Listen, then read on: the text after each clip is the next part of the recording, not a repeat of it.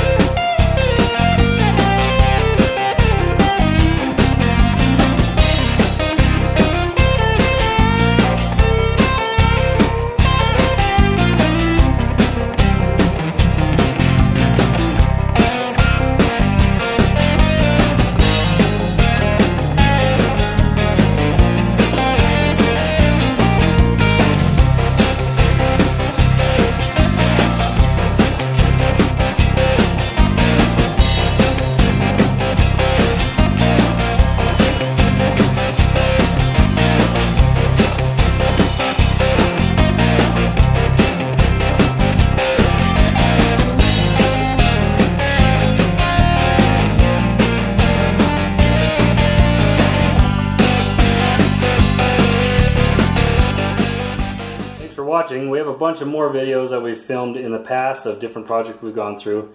If you're interested in that, check out some of our other videos and be sure to subscribe. We post a video about once a week.